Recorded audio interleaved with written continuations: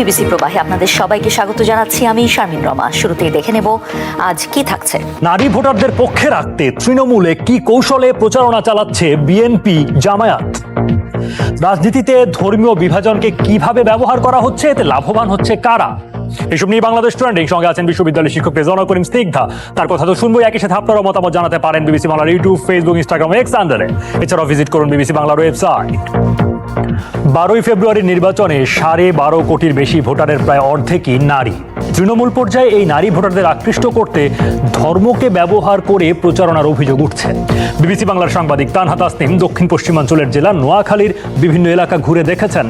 জামায়াতের প্রচারণা নিয়ে বেশি অভিযোগ আসছে, তবে পাল্টা অভিযোগ পাওয়া গেছে বিএনপির বিরুদ্ধেও। বিস্তারিত প্রতিবেদন। আসসালামু আলাইকুম। বোন আসেননি বাসায়? এক মিনিট একটু কথা বলতাম। এখানে দরজা কেন খোলেন? নোয়াখালীর দেবীপুর বাড়ি বাড়ি গিয়ে নারী ভোটারদের মধ্যে প্রচারণা চালাচ্ছেন জামায়াতে ইসলামীর নারী কর্মীরা। নিজ দলের প্রার্থীদের জন্য ভোট চাওয়ার পাশাপাশি বলছেন গণভোটের কথা। দাঁড়িপাল্লা মার্কা দিবা আর একটা হ্যাঁ ভোট, হ্যাঁ এবং না দুইটা হ্যাঁ ভোটটা হাতে ভোট দিও এবং সকাল সকাল করে চলে যাই ভোট কেন্দ্রে। কেমন? তবে ভোটারদের কাছে পৌঁছাতে ধর্মকে ব্যবহারের অভিযোগ উঠেছে দলটির বিরুদ্ধে। এমনকি তাদের প্রতিদ্বন্দ্বী বিএনপির দাবি, অনেক আগে থেকেই ধর্ম নিয়ে আলোচনা বা তালিমের নামে নারীদের জড়ো করে চালানো হচ্ছে প্রচারণা। চাওয়া হচ্ছে বিকাশ ও এনআইডি নম্বর, যদিও বিষয়টি অস্বীকার করছে তারা। কি জন্য এসব অপপ্রচার আমাদের সম্বন্ধে করতেছে সেটা তারাই তো জানে, আমরা তো জানি না। আর আমরা বিকাশ নাম্বার, এনআইডি এগুলো কেন নিব? এগুলো তো আমাদের প্রয়োজনই নেই। ভোটের প্রচারণা আগেই আমরা তালিম করতাম। ভোট যখন আমাদের ইলেকশন, তখন আমাদের উপর থেকে বলা হয়েছে যে এবার আমাদের তালিম বন্ধ। এখন আমরা প্রচারণা ভুনারা নেমে যাও, এখন আমাদের আর তালিমের প্রয়োজন নেই। তালিম যেখানে করি বা আমরা যে ওখান থেকে আমাদের কিছু কিছু বোন আছে, তারা বলছে আপু আপনাদেরকে ভালো লাগছে, আমরা আপনাদের সঙ্গী হব। তখন এইভাবে আমাদের অনেকগুলো বোন আলহামদুলিল্লাহ এক হয়ে গেছে। ও বোনদেরকে সাথে করে আমরা যে বের হয়েছি, তাকে আল্লাহর সন্তুষ্টির জন্য। আমরা তো দুনিয়ায় তো পাইতেছি না, আমরা আখিরাতে পাবো। ওই কথা বলি আমাদের ওই বোনগুলোকে নিয়ে আমরা বের হই। আমরা আছি নোয়াখালী 5 আসনে। এখানে মোট ভোটার সংখ্যা 5 লাখের মতো। এর মধ্যে নারী ভোটার আছে 48%, অর্থাৎ 2,42,000-এর মতো। ফলে অন্য অনেক জায়গার মতো এখানেও জাতীয় নির্বাচনে জয় নির্ধারণের ক্ষেত্রে একটি বড় ফ্যাক্টর হয়ে উঠতে পারে নারী ভোটাররা। নির্বাচন নিয়ে তাদের যেমন নানা ধরনের আশা প্রত্যাশা আছে, তেমনি আছে সংশয়। গ্রামে কিংবা রোডঘাটের উন্নতি হোক আর কি। বাড়িতে থাকাটা অনেক সমস্যা হয়, চোর ডাকাতের ভয়ের শেষ নেই, বুঝছেন? এগুলো একটু করলে ভালো হয় আর কি। হ্যাঁ হ্যাঁ, নিরাপত্তার জন্য। রোডঘাটেরও তো সমস্যা, বন্যা উঠছে দেখছেন না, তো রোডঘাটেরও তো অনেক সমস্যা। এরা আসি বুঝা, বারবার আসি বুঝা। আশ্বস্ত করতাম যে আঙুরের রেশন দিব, এটা দিব, এটা দিব। কল লাগ জাল হিয়ার বাঁচিয়ে না নদে, এটা তারা না জানে, আমরা কেন জানি? আমরা তো মেয়ে মানুষ, বাজার ঘাটে বেশি তো যাই না। কেউ বলে হ্যাঁ ভোটে দিতে, কেউ বলে না ভোটে দিতে। হ্যাঁ কেন দিব, না কেন দিব, কি কয় এই কথা বুঝি না। নারীদের কাছে পৌঁছাতে প্রচার চালাচ্ছেন বিএনপির নারী কর্মীরাও। ধানের শীষে ভোট দিয়ে তারেক জিয়ার হাত শক্ত করার জন্য বলবেন। হে একজন এতিম বলছেন প্রতীকের কথা, দিচ্ছেন নানা আশ্বাস। আপনারা আর গরিব থাকতো না, মহিলাদের জন্য কার্ড করে দিব। এলাকাতে আমাদের 12 জনের একটা মহিলা টিম আছে। আমরা মহিলা টিমগুলো লই। আমি মানুষের বাইরে বাইরে যাই, প্রত্যেকটা বাইরে বাইরে আমি ধানের শীষ প্রতীকের জন্য ভোট চাইতেছি। একই সাথে জামায়াতের বিরুদ্ধে ধর্মকে হাতিয়ার করার অভিযোগ তুলে প্রচারণার সময় সে বিষয়টি নিয়েও সচেতন করার কথা জানান তিনি। জমাতে ভোট দিতে মহিলাদেরকে, অনেক মহিলা গ্রাম গ্রামে তালিম করে, আমি এদেরকে আবার সচেতন করে বলে দিই জমাতে ভোটে কোনো জমত দিয়ে মানুষ বেহেস্তে যাইতে পারে না, আমার বেহেস্ত আমার লাগে। নারীদের মধ্যে প্রচারণার সময় বিএনপির পুরুষ কর্মীরাও কখনো কখনো সাথে থাকেন, যা জামায়াতের থেকে ব্যতিক্রম। তবে নারীদের মাঝে প্রচারণার সময় ধর্মের ব্যবহারে পিছিয়ে নেই বিএনপিও। স্থানীয় পুরুষ সমর্থকদের স্ত্রীদের ভোটও বিএনপি পাবে এমন বিশ্বাসের কথাও জানান কেউ কেউ। আমাদের সেই আত্মবিশ্বাসটা দেখলে আমার ওয়াইফ আমার সংসার করতেছে, আমার বাইরে যাওয়ার কোনো সুযোগ নাই, তার সুযোগ নেই। এই কারণে সে আমাকে সম্মান করে, আমাকে শ্রদ্ধা করে, আমি তার স্বামী। অতএব উনি তো ব্যস্ত চিনে। এই সুবাদে ধরেন আপনার, সে যদি আমার নির্দেশনা উপেক্ষা করে তাহলে সে তো জাহান্নামী হবে। আর যদি উনি মনে করে আপনার আমার আদেশটা যদি পালন করে তাহলে উনি কি হবে? জান্নাতি হবে। নারীদের মধ্যে প্রচারণা চালানোর সময় বিএনপির কর্মী সমর্থকরা কোনো সমস্যার মুখোমুখি না হলেও বাধার সম্মুখীন হবার কথা জানিয়েছেন জামায়াতের নারী কর্মীরা। কয়েকদিন আগে দলটির একজন কর্মীর বাড়িতে আয়োজিত নারীদের উঠান বৈঠককে কেন্দ্র করে হাতাহাতির ঘটনা ঘটে। যদিও সেসব দাবি প্রত্যাখ্যান করেছেন বিএনপির তৃণমূল পর্যায়ের নেতারা। নির্বাচনের পর কোন দল সরকার গঠন করবে তাতে বড় ফ্যাক্টর হয়ে উঠবে তৃণমূলের নারী ভোটাররা। কিন্তু ভোটের আগে নির্বাচনী আচরণবিধি ভেঙে ধর্মকে যেভাবে ব্যবহার করা হচ্ছে তার নেতিবাচক উদাহরণ হয়ে থাকবে বলেই মনে করছেন পর্যবেক্ষকরা। Tanha Tasnim, BBC News Bangla. সঙ্গে আছেন বিশ্ববিদ্যালয় শিক্ষক রেজওয়ানা করিম স্নিগ্ধা, তার কাছে যাচ্ছি। রেজওয়ানা করিম স্নিগ্ধা, স্বাগত আপনাকে। ধর্ম একটি সংবেদনশীল বিষয় এবং নারী ভোটারদের কাছে সেই ধর্মীয় আবেদন নিয়ে পৌঁছানোটা কি ধরনের ইম্প্যাক্ট তৈরি করতে পারে নির্বাচনী পরিবেশে? হ্যাঁ, এই নির্বাচনের ক্ষেত্রে তো এটা খুব দুঃখজনক যে 2026-এর একটি ইলেকশনে সামহাউ অ্যালং দ্য লাইন একটি দেশের নির্বাচনের একটা প্রচারণার অস্ত্র বা টুলস হয়ে উঠেছে রিলিজিয়ন, যেখানে হওয়ার কথা ছিল প্রোগ্রেস বা প্রসার। আমি এমনকি যুক্তও করতে পারি আপনার সঙ্গে যে শীর্ষ নেতারাও কিন্তু প্রতিপক্ষকে ঘায়েল করতে ধর্মীয় ইস্যু ব্যবহার করছে। এক্স্যাক্টলি, এবং আমি সেটাই বলছি যে এটা আমাদের জন্য ভীষণ রকমের একটা অশনি সংকেত। এটা হচ্ছে আমার একদম পরিষ্কার অবস্থান। It's not for the women. কারণ হচ্ছে আমি আমার যে রাষ্ট্র, সেই রাষ্ট্রটাকে আমি একটি উন্নত বা প্রোগ্রেস, একটা যৌক্তিক মানবতাবাদী সমাজ দেখতে চাই। সেক্ষেত্রে আমার আলাপের বিষয়গুলো হওয়ার কথা পলিসি কেন্দ্রিক, আলাপের বিষয়গুলো হওয়ার কথা সমস্যা কেন্দ্রিক, কিন্তু সেটি না হয়ে আলাপটি একেবারে সিগনিফিকেন্টলি রিলিজিয়ন এসছে। এবং অন টপ অফ দ্যাট এর টার্গেট গ্রুপ হচ্ছে ওমেন, মানে খুব গুরুত্বপূর্ণ যেটা আপনি দেখালেন। এখন এই যে নারী, এটা দেখেন আপনার এই রিপোর্টের মধ্যে আছে যে উনি বলছেন যে এর আগে তারা তালিম করতো, এখন তারা প্রচারণায় নেমেছে। আমি ঠিক বুঝলাম না, তালিম তো সারা বছরই করার কথা, এখনও করার কথা, যদি সত্যি সত্যি আপনি রিলিজিয়ন এবং ধর্মের প্রচারণাটাকে আলাদা করেন। কিন্তু সেটা না। আবার আরেকজন দেখেন, তিনিও বলছেন স্বামীর আদেশ না পালন করলে তিনি কোড অ্যান্ড কোড এই যে সামাজিক কনভেনশনাল যে ধারণা সেটাই ব্যবহার করছেন। তাহলে এই ক্ষেত্রে এটা তো আমার জন্য হতাশাজনক। কারণ কি, মেয়েরা, নারীরা সাধারণভাবে সামাজিকভাবে একটা নিপীড়িত একটা শ্রেণী, অনেক প্রমাণ আছে। কিন্তু সেই জায়গাটাতে আপনি তাদের যে বাইরে যাওয়ার জায়গাগুলো কিন্তু খুব লিমিটেড। খেয়াল করে দেখেন, এই লিমিটেড স্পেসগুলোকে পলিটিক্যালি পলিউটেড করা হচ্ছে। I repeat, politically polluted. আপনি বাইরে যেতে পারছেন না, আপনি হয়তো বা ধর্মের জন্য যাচ্ছেন, সেখানে আপনার ন্যায় বিচার বা যৌক্তিকতা সেটা শেখার কথা, সেটা হচ্ছে না। অর্থাৎ আপনাকে এখানে আমি ম্যানুপুলেট করছি। এই ম্যানুপুলেশনের অস্ত্র হিসেবে নেওয়া হয়েছে এই আমাদের নারীদের। এবং আরেকটা কথা আমি বলতে চাই, আপনি খেয়াল করে দেখেন, আমার এখন আরও এই প্রতারণার একটা সুযোগ আমি খুব বেশি দেখতে পাচ্ছি, গন্ধ। কেন বলছি, খেয়াল আপনি যখন ঢাকা বিশ্ববিদ্যালয়ের রোকেয়া হলের যে 24-এর আন্দোলন হলো একদম খুব নিকট অতীতে, সেই ঢাকা বিশ্ববিদ্যালয়ে যে নারীরা নাকি ছিল তখন বাঘিনী, মাত্র একটি বছর শেষে আজকে যখন নির্বাচনী প্রচারণা হয়, গতকালকে আমি দেখলাম যে আমাদের একজন নেতা তাদেরকে বললেন যে ডাকসুর এর আগে, অর্থাৎ শিবিরের প্যানেল যাওয়ার আগে সেই ডাকসুটি ছিল ইদার একটি মাদকের ইস্যু, আরেকটি কোড অ্যান্ড কোড, খুবই অশালীন একটি শব্দ নিয়ে ব্যবহার করলেন, বেশ্যাখানা। তাহলে কি হলো? তাহলে পরে আবার তার জন্য দুঃখ প্রকাশ করেছেন স্থানীয় গণমাধ্যমে এমন খবর। তাহলে এখন দুঃখ প্রকাশ করাতে কি এই যে আপনার চেতনাটা, তার মানে প্রতারণার ব্যাপারটা কি এরকম হয়ে যায় কিনা? আমার মনে পড়ে আফগানিস্তানের নারীদের কথা। মার্কিন সাম্রাজ্য আসার আগে আফগান নারীরা অনেক সপ্রতিভ ছিল, কিন্তু আজকে সেখানে সে নারীরা কোথায় আছে? তারা ক্লাস 2 পর্যন্ত পড়তে পারছে না। তাহলে কি ধর্মটাকে ব্যবহার করে আমি ম্যানুপুলেট করার জন্য নিচ্ছি? তুলনার জায়গায় যদি আমরা দেখতে চাই, বাংলাদেশে এখন পর্যন্ত রাজনৈতিক দলগুলো যারা কথা বলছে তারা তো নারীদের জন্য কিছু প্রস্তাবনাও রাখছে, বিশেষ কিছু প্রস্তাবনা অর্থনৈতিক ক্ষেত্রে কেউ রাখছে, কেউ হয়তো পেশাগত জায়গায় কিছু সুবিধা দেওয়ার কথা, এগুলো তারা বলছে। ফলে সেই তুলনার জায়গায় বাংলাদেশকে এখন রাখা ঠিক হবে কি? আপনি যে প্রশ্নটা করলেন, আমি খুবই আনন্দিত হতাম যদি এই রিপোর্টে একটি জায়গাও বলতো যে আমার দল অমুক কথা বলেছে, যদি একজন ফ্যামিলি কার্ডের কথা বলেছে দেখলাম, আরেকজন দল তার ওই ধরনের প্রচারণা করতো। কিন্তু প্রচারণাটাই তো এটা হচ্ছে না। প্রচারণাটা একটা ভীতিকর হচ্ছে। যে নারী আমি ভয় পাই সামাজিক প্রথাকে, যে নারী আমি ভয় পাই ধর্মের যেই নিয়ন্ত্রণের কাঠামোকে, আমাকে পুনরায় তা দিয়েই প্রতারণার চক্রের মধ্যে কি ফেলা হচ্ছে না?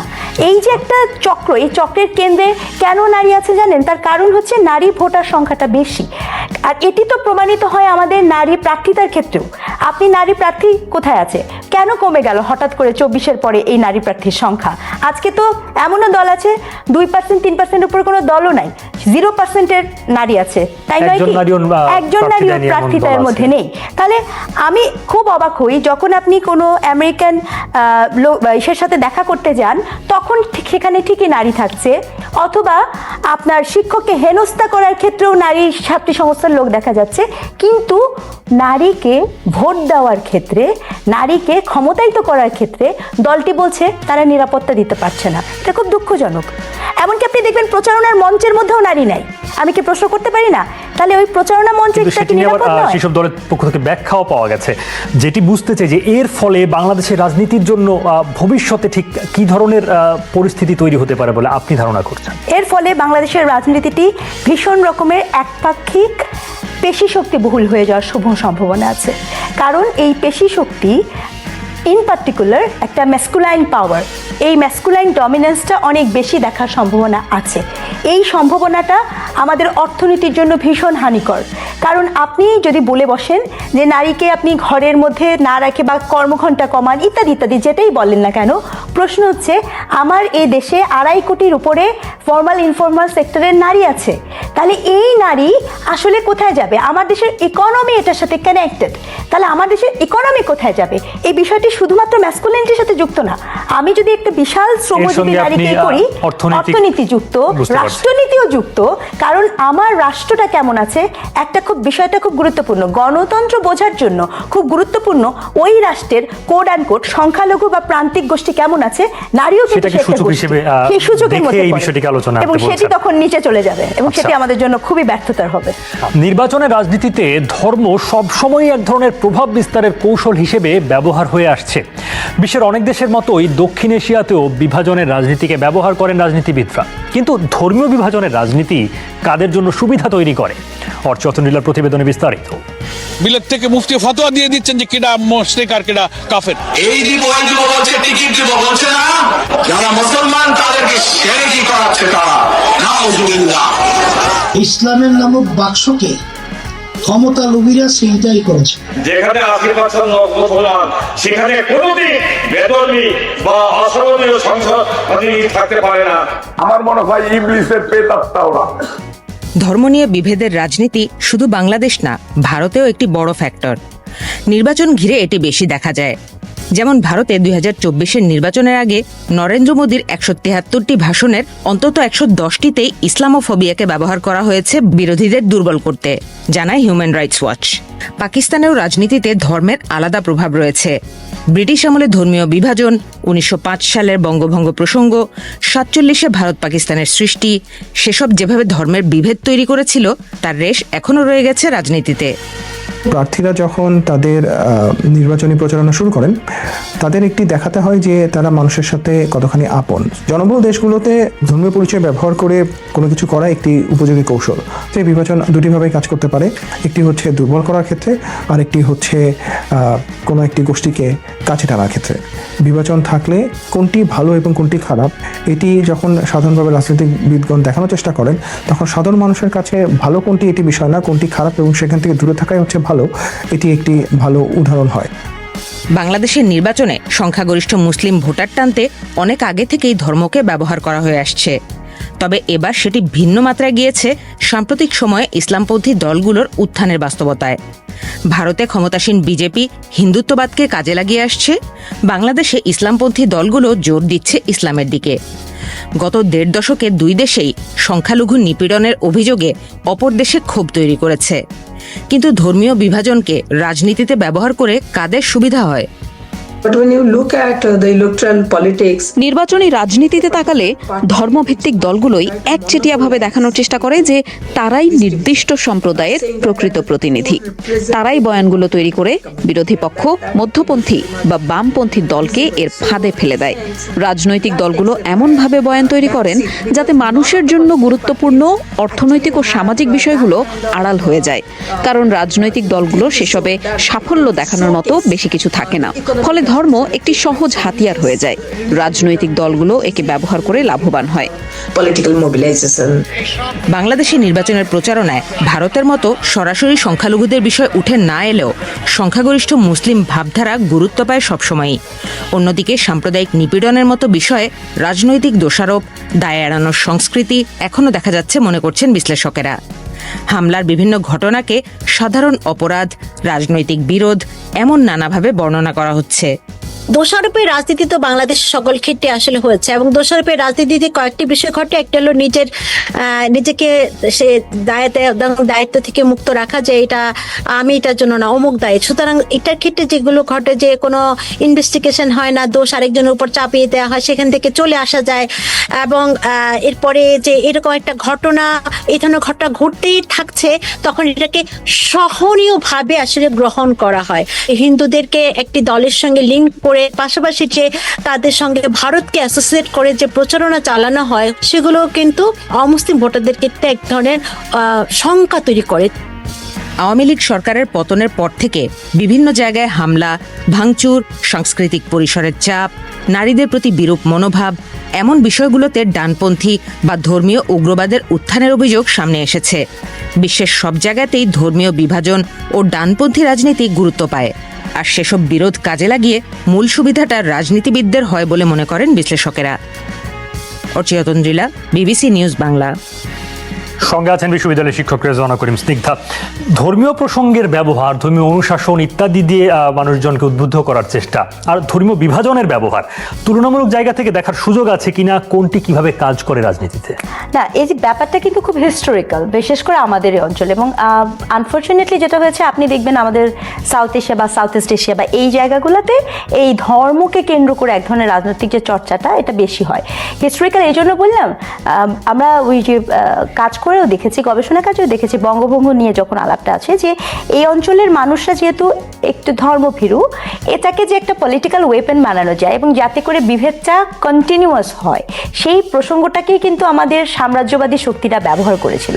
তো তারা তো সাম্রাজ্যবাদী ছিল, কিন্তু ওই ব্যবহারটা যে আমরা এখনো জিয়ে রাখছি, তার মানে হচ্ছে রিলিজিয়নকে আপনি যখন ব্যবহার করবেন, তখন আপনার সবচেয়ে বড় ক্ষমতা কাঠামোর উপরে যারা থাকেন তারা ব্যবহার করেন। হ্যাঁ, অর্থাৎ ক্ষমতা কাঠামো যে উপরে থাকছেন তারাই কিন্তু ব্যবহারটা করেন, এবং এই ব্যবহারটা এজন্য করছেন না যে আপনার কোনো একটা উনি তাতে বিশ্বাসী। ব্যবহারটা এজন্য হচ্ছে যে আপনাকে আপনার এই বিশ্বাসটাকে ব্যবহার করে আমি আপনাকে দলে টানতে পারবো। এটা হচ্ছে একটা প্রথম বাস্তবতা, এবং এটা আমরা বহন করে নিয়ে যাচ্ছি।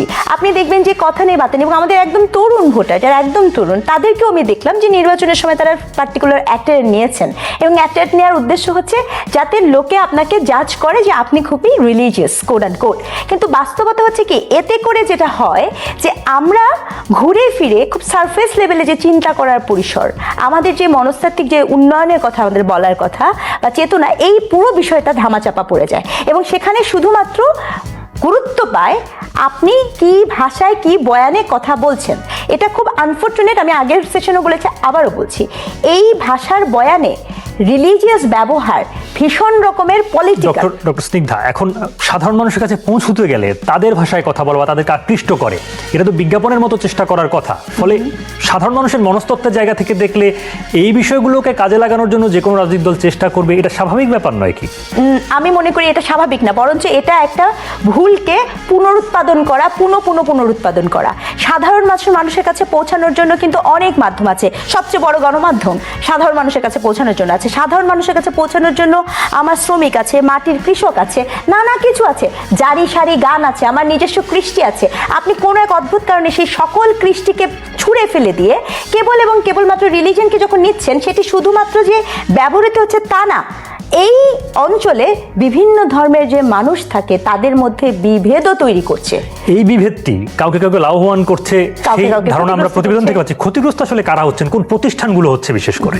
ক্ষতিগ্রস্ত হচ্ছেন তারা, এবং পার্টিকুলারলি একটি দলের সাথে কানেক্ট করে, অথবা এমন হয় যে ক্ষেত্র বিশেষে বিভিন্ন দেশের সাথেও যুক্ত করা হয় কিন্তু, এবং সেক্ষেত্রে কিন্তু আমি বলবো না বাংলাদেশের সনাতন ধর্মাবলম্বীরাই হন। যেমন কথার কথা আপনি দেখবেন যে আমাদের যারা শিয়া মুসলিম আছে তারাও কিন্তু হবেন, মানে ব্যাপারটা এতটাই গভীর এবং প্রগাঢ় যে ভারতে মুসলিমদের জন্য একটা সামগ্রিকভাবে একটা সংকট জায়গা তৈরি হয়েছে। নানা মাল্টি লেয়ার্ড লেয়ার আছে, এবং এই লেয়ারে তো আপনি যে গণতন্ত্রের কথা বলেন, গণতন্ত্রের মৌলিক গল্পটা কি?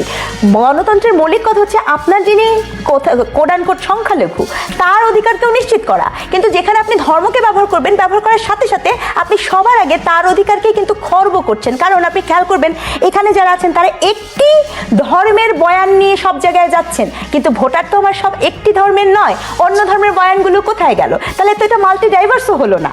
এই যে একটা আপনি প্রথমেই কিন্তু আপনার নাগরিককে এই বোধ দিচ্ছেন তুমি আমার নাগরিকের মধ্যে পড়ো না। এই যে বিচ্ছিন্নতা, এই বিচ্ছিন্নতা আর যাই হোক গণতন্ত্র বা রাষ্ট্র কাউকে তো কোনো সুযোগ করে দিতে পারে না। স্ত্রী ও সন্তান হারানোর 3 দিন পর হাইকোর্ট থেকে জামিন পেয়েছেন নিষিদ্ধ ঘোষিত সংগঠন ছাত্রলীগের বাগেরহাট সদর উপজেলা শাখার সভাপতি জুয়েল হাসান সাদ্দাম। মানবিক দিক বিবেচনায় হাইকোর্ট তার 6 মাসের জামিন মঞ্জুর করে। সোমবার বিচারপতি JBM হাসান ও বিচারপতি আজিজ আহমেদ ভূঁইয়ার হাইকোর্ট বেঞ্চ এই আদেশ দেন। আদালতে সাদ্দামের পক্ষে শুনানি করেন আইনজীবী সাইদ আহমেদ রাজা। তিনি এই খবর বিবিসি বাংলাকে নিশ্চিত করেন। গত শুক্রবার বিকেলে বাগেরহাট সদর উপজেলার সাবেকডাঙ্গা গ্রামে সাদ্দামের স্ত্রী কানিজ সুবর্ণা স্বর্ণালী ও তার 9 মাস বয়সী ছেলের মরদেহ উদ্ধার করে পুলিশ। পরদিন শনিবার সন্ধ্যায় প্যারোল না পাওয়ায় সাদ্দামের মৃত স্ত্রী ও সন্তানের মরদেহ অ্যাম্বুলেন্সে করে যশোর কেন্দ্রীয় কারাগারের গেটে নিয়ে যাওয়া হয়। কারা কর্তৃপক্ষের অনুমতিতে সন্ধ্যা 7:30টার দিকে জেল গেটের ভেতরে 5 মিনিটের জন্য মৃত স্ত্রী ও ছেলেকে শেষবারের মতো দেখার সুযোগ দেওয়া হয় সাদ্দামকে প্যারোলে মুক্তি না দিয়ে জেল গেটে মরদেহ দেখানোর বিষয়টি সামাজিক যোগাযোগ মাধ্যমে ব্যাপক সমালোচনার জন্ম দেয়। এই বিষয়টি নিয়ে কথা বলতে চাই, সঙ্গে আছেন বিশ্ববিদ্যালয় শিক্ষক রেজওয়ানা করিম স্নিগ্ধা। ডক্টর স্নিগ্ধা, এই ঘটনাটি এখনকার পরিস্থিতি সম্পর্কে কি ধারণা দেয়, বাংলাদেশের পরিস্থিতি সম্পর্কে? ধারণা দেয় আমরা যেখানে ছিলাম আমরা ঠিক সেখানেই অবস্থান করছি। নয়া বাংলাদেশের সকল স্বপ্ন একদমই ধূলিসাৎ। তার কারণ হচ্ছে আমার মানে স্পষ্টতই মনে আছে বিগত রেজিমে এরকম বেশ কিছু ঘটনা ঘটেছে যেখানে বিরোধী দলের যিনি নেতাকর্মীরা তাদের হাত পায়ে করা বন্দি অবস্থায় তারা হয়তো বা জানা যাবে এই ধরনের, এগুলো খুব সেন্সিটিভ, তাই না? মৃত মানুষের বিষয়গুলো ছিল। সো নতুন বাংলাদেশে কিন্তু আমাদের প্রত্যাশাটা ছিল যে আর যাই হোক এই ধরনের অমানবিক পরিসর আমাকে দেখতে হবে না। সেক্ষেত্রে খুব গুরুত্বপূর্ণভাবে খুব বোঝাটা খুব জরুরি। আমরা নয়া বাংলাদেশ নিয়ে যতবার কথা বলেছি, আমরা ক্ষমতার বন্টন বা জুলাই সনদ বা গণভোট এগুলো নিয়ে কথা বলেছি, কিন্তু সিস্টেমেটিক যে কতগুলো মৌলিক রাইটসের অংশ থাকে যেটি যে কারোর জন্য সকলের ক্ষেত্রে সমান, সেই জায়গা নিয়ে আমাদের মনোযোগটা একেবারেই নাই। তার কারণ হচ্ছে আপনি এই ক্ষেত্রে যিনি বা যে যারাই হোক না কেন তার পরিবার মারা গেছে, তার প্যারোলের মুক্তির ব্যাপারে এ বিষয়ে কোনো ধরনের হবার কথা ছিল না। কিন্তু দুঃখজনক যে সেটা আমাদের দেখতে হলো, এবং সেটা নিয়ে এখন আমি কিছুক্ষণ আগে শুনলাম যে এখন তাকে আবার দেওয়া হয়েছে, বাট আমি জানি না সেটা দিয়ে আসলে কি হবে। এই পুরো প্রক্রিয়াটা আমাদেরকে এই বার্তাই দেয় যে আমরা স্বপ্ন দেখেছিলাম অনেক নতুন কিছু করার, কিন্তু ঘুরে ফিরে যেটা হয়েছে ফ্রেডরিক নিটশের মতো একটা কথা বলতেই হচ্ছে, মনস্টারের সাথে লড়াই করতে করতে কখন যেন নিজেই মনস্টার হয়ে উঠেছি। তার মানে হচ্ছে যে ভীষণ অন্যায়ের সাথে আপনি লড়াই করতে করতে নিজেই যে আজকে অন্যায়কারী হয়ে উঠেছেন, সেটা হচ্ছে সবচেয়ে হতাশার। এই জায়গাটা থেকে আপনি যেটাকে বলছেন যে এই পরিস্থিতি বিরূপ পরিস্থিতি হিসেবে আপনি নিজে চিহ্নিত করছেন, এটিকে আসলে অ্যাড্রেস করা রাষ্ট্রের দিক থেকে, সমাজের দিক থেকে এবং রাজনৈতিক পরিসরে কতখানি হচ্ছে সেটি করার সুযোগ আদৌ আছে কিনা, একেবারেই সাম্প্রতিক যে বাস্তবতা বিষয়গুলো আলোচনায় বিবেচনায় নিলে? করার সুযোগটা তো খুবই জরুরি, কারণ কি এতে করে কোনো লাভ হয় না। আমরা কি করছি, সহিংসতাকে এই জায়গায় নিয়ে যাচ্ছি।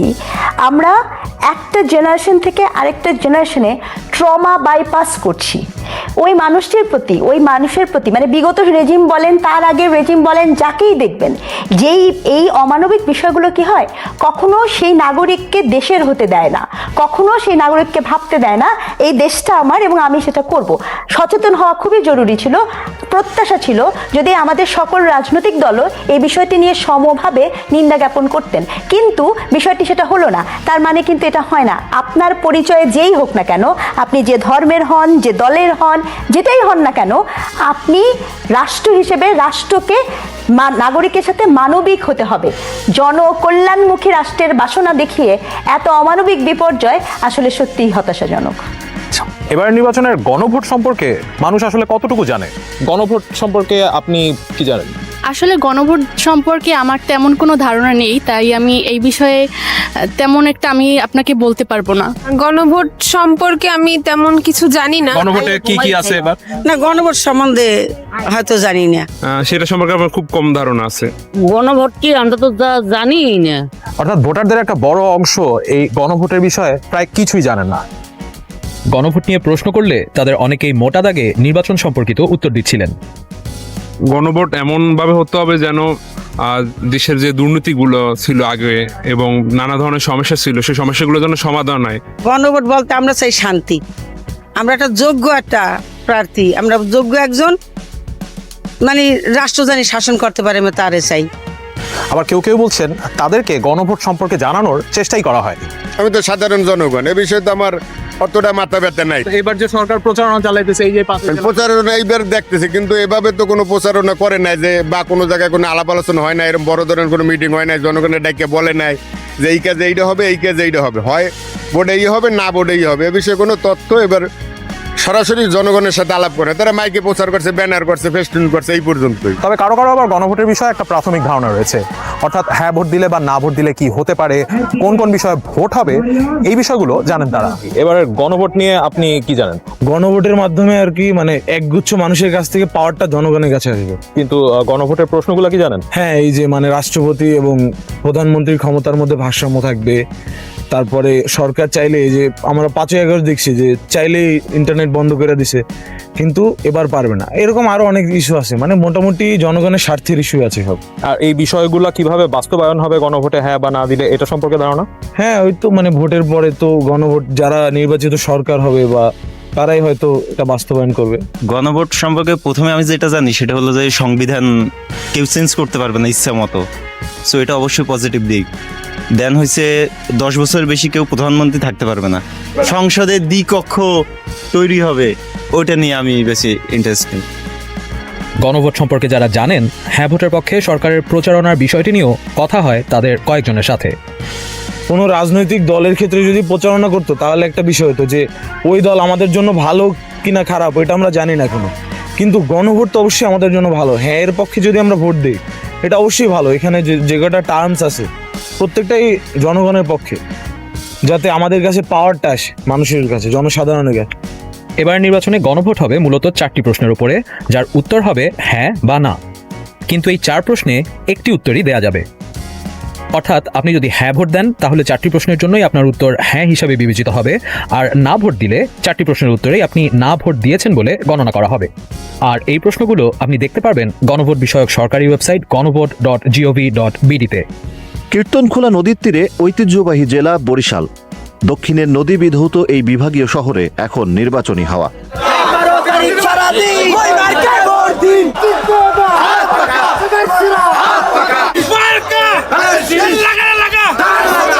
প্রতীক বরাদ্দের পর থেকেই কর্মী সমর্থকদের নিয়ে ভোটারদের দ্বারে দ্বারে ছুটছেন প্রার্থীরা। উন্নয়নের নানা আশ্বাস দিয়ে চাইছেন ভোট।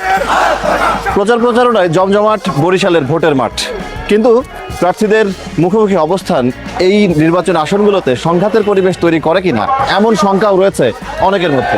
বিশেষ করে সাধারণ ভোটাররা বলছেন নির্বাচনের সুষ্ঠু পরিবেশ এবং আইন শৃঙ্খলা পরিস্থিতি নিয়ে সংশয় রয়েছে তাদের মধ্যে। বরিশালে ভোটের পরিবেশ এবং আইন শৃঙ্খলা পরিস্থিতি নিয়ে কথা হচ্ছিল কয়েকজন তরুণ ভোটারের সঙ্গে। নির্বাচনের কদিন আগেও ভোটের পরিবেশ নিয়ে নানা প্রশ্ন রয়েছে তাদের মনে। নারী অংশীজন যারা আছেন, আমাদের মায়েরা খালারা, যারা এই জুলাই অভ্যুত্থানে আমাদের পাশে এসে দাঁড়িয়েছিলেন, সেই মানুষগুলোকে ভোট কেন্দ্রে নেওয়ার যে কনফিডেন্সের যে ব্যাপারটা, আশ্বস্ত করা যে আসলে সুষ্ঠুভাবে ভোট হবে, এবং এই যে উৎসবমুখর টোটাল পরিবেশটা, টোটালিটিতে আমার মনে হচ্ছে যে আমি দেখতে পাইতেছি না। এতদিন পরে যে একটা ভোট দিব, প্রচুর উৎসাহ থাকার কথা, আপনি কিন্তু যদি গ্রামগঞ্জে বা দেশের দিকে যান সেই পরিমাণ উৎসাহ কিন্তু আমরা পাচ্ছি না। কেন পাচ্ছি না? আমরা যে ভোট কেন্দ্রে যাব, আমরা কি নিরাপদভাবে ভোটটা দিয়ে ফেরত আসতে পারবো কিনা সেটা নিশ্চয়তা আমরা এখনো পাচ্ছি না। ভোট তো দেয় আমাদের সব নাগরিকেরই কর্তব্য, যাওয়া তো লাগবেই, কিন্তু নিরাপত্তার ব্যাপারে একটু আশঙ্কা থাকে আর কি। বিগত দিনে তো আমরা ভোট দিতে পারি না, যার ফলে আমাদের ভিতরে একটা উদ্দীপনা, প্রচুর উদ্দীপনা, যেন আমরা কবে আমাদের গণতান্ত্রিক প্রক্রিয়া মাধ্যমে আমাদের ভোট প্রক্রিয়াটা বাস্তবায়ন করতে পারি। হিসেব করছেন সাধারণ ভোটাররা। বরিশাল বিশ্ববিদ্যালয়ের পাশেই বিবিসি বাংলার কথা হয় মোটর মেকানিক মোহাম্মদ শহীদুল ইসলাম এবং ব্যবসায়ী মোহাম্মদ সোহাগ মৃধার সঙ্গে। আগে আমরা ভোট দিতে পারি নাই, আমরা কেন্দ্রেও যাইনি। এখন যদি সেইভাবে সুন্দর পরিবেশ হয় তাহলে আমরা ভোট দিতে যাব। সামনে জানি কোনো সমস্যা না হয়, আমরা জানি সুষ্ঠু নির্বাচনে সুষ্ঠুভাবে ভোট দিতে পারি। বরিশালের 6টি সংসদীয় আসনে ভোটের মাঠের হিসেবটা বেশ জটিল। নির্বাচনের অতীত ইতিহাস বিএনপি প্রার্থীদের পক্ষে থাকলেও এবার প্রায় সব আসনেই শক্তিশালী প্রতিপক্ষ রয়েছে। বরিশাল 1 সংসদীয় আসনে বিএনপির নিজ দলেরই বিদ্রোহী প্রার্থী। সদর আসনে বিএনপির প্রতিপক্ষ ইসলামী আন্দোলনের হেভিওয়েট নেতা। বরিশাল 3 সংসদীয় আসনে জামায়াতে ইসলামী জোট এবং জাতীয় পার্টির প্রার্থীও চ্যালেঞ্জ জানাবে বিএনপি প্রার্থীকে। অন্যান্য আসনেও মুখোমুখি একাধিক পরিচিত মুখ। বেশিরভাগ আসনে দলের পরীক্ষিত প্রার্থীদের উপরই ভরসা রেখেছে বিএনপি। তবে তৃণমূলের দলীয় কোন্দল দলটির প্রার্থীদের জন্য চ্যালেঞ্জ হতে পারে। বরিশাল বরাবরই কিন্তু বিএনপি খুব শক্তিশালী, ইসলামিক দলগুলো আছে, এদের জোট আছে, এদের নিজস্ব প্রার্থী আছে। এখন ভোট না হওয়া পর্যন্ত এখন পর্যন্ত এদের কি ভাবি যে এই পর্যন্ত তারাই হয়তো থাকবে। বাংলাদেশকে আগামী দিনে সামনের দিকে এগিয়ে নিয়ে যাওয়ার জন্য এখানে সাধারণ ভোটারদের তো একটা স্বাভাবিকভাবে একটা চিন্তা থাকবে। বিএনপির ভোট তো বিএনপি পাবেই, সাধারণ ভোটার বা এই জেনারেশন যারা নতুন ভোটার এরাও তো বাংলাদেশ নিয়ে চিন্তা করতে চাচ্ছে। জোট আর দলের প্রার্থীদের নিয়ে বাংলাদেশ জামায়াতে ইসলামী ভোটের মাঠে সক্রিয় থাকলেও নির্বাচনের লেভেল প্লেইং ফিল্ড এবং প্রশাসনের ভূমিকা নিয়ে প্রশ্ন তুলেছেন দলটির নেতারা। এই নির্বাচনের পরিবেশ এখনো পর্যন্ত পরিপূর্ণভাবে সমতল মাঠ তৈরি হয় নাই, লেভেল ফিল্ড তৈরি হয় নাই। আমাদের কাজবাজের ক্ষেত্রে বিশেষ করে মহিলা কর্মীদেরকে, পুরুষদেরকে বিভিন্ন জায়গায় হুমকি ধামকি চলেই আসছে আর কি অব্যাহতভাবে। কোথাও কোনো সাংগঠনিক প্রোগ্রাম করতে গেলে তারা বাধার সৃষ্টি করার চেষ্টা করছে। এদিকে চরমোনাই পীরের কেন্দ্র হওয়ায় এই জেলায় ইসলামী আন্দোলনের একটি ভোট ব্যাংক রয়েছে বলেই মনে করা হয়। এছাড়া নির্বাচনে না থাকা আওয়ামী লীগের ভোট ব্যাংকও নিজেদের পক্ষে আনার চেষ্টা রয়েছে দলটির। যদিও ইসলামী আন্দোলনের এই নেতা বলছেন যোগ্য প্রার্থী দেখেই ভোট দেবেন ভোটাররা। যাদের বিরুদ্ধে কেস নাই এরকম কিছু মানুষকে হঠাৎ কেস বা বিভিন্ন আওয়ামী লীগের ট্যাগ লাগিয়ে যদি এখন অ্যারেস্ট করে তাহলে সাধারণ মানুষ তো ভয় পাবে। আমি প্রশাসন অনুরোধ করব যাদের বিরুদ্ধে কেস হয়নি, যারা আসামি না, নতুনভাবে যেন তাদেরকে আসামি না করা হয়। নির্বাচন হয় এবং না হওয়া নিয়ে আমি দেখছি না, কিন্তু যতটুকু মনে করি যে প্রশাসন কোনো দিকে ঝুঁকে গেছে। নির্বাচন ঘিরে জেলার আইনশৃঙ্খলা পরিস্থিতি নিয়ে উদ্বেগ জানিয়েছেন নির্বাচন পর্যবেক্ষকরা। সুষ্ঠু নির্বাচনের বিষয়ে সরকার এখনো মানুষকে আশ্বস্ত করতে পারেনি বলেই মত এই বিশ্লেষকের। সুষ্ঠু একটি নির্বাচন মানুষের দীর্ঘ বছরের প্রত্যাশা। মানুষ চাচ্ছে যে দীর্ঘদিন আমি ভোট দিতে পারি না, বিভিন্ন কারণে হোক বা রাজনৈতিক হোক, বিগত সরকারের সীমাবদ্ধতা হোক, কিন্তু সেইটি কেউ চরম খারাপ অবস্থা আমরা এখন দেখতে পাচ্ছি বলে মানুষ মনে করতে চায়। বরিশালের অবস্থা তথৈব একই অবস্থা হচ্ছে। কোনো মানুষের মধ্যে নির্বাচনের কোনো আমেজ নাই, যে ভোট দেওয়ার আমেজ দেয়। বিশেষ করে সংখ্যালঘু যারা এবং যারা মাইনরিটি আছে এরা সবচেয়ে বেশি আতঙ্কগ্রস্ত অবস্থা আছে। নির্বাচন কমিশনের তথ্য অনুযায়ী বরিশালে বিভিন্ন রাজনৈতিক দল এবং স্বতন্ত্র 36 জন প্রার্থী নির্বাচনে অংশ নিয়েছেন। এই জেলার 6টি সংসদীয় আসনে মোট ভোটার প্রায় 23 লাখ। সবাইকে শুভকামনা জানিয়ে আমি শারমিন রমাজ এখানেই বিদায় নিচ্ছি। ভালো থাকবেন।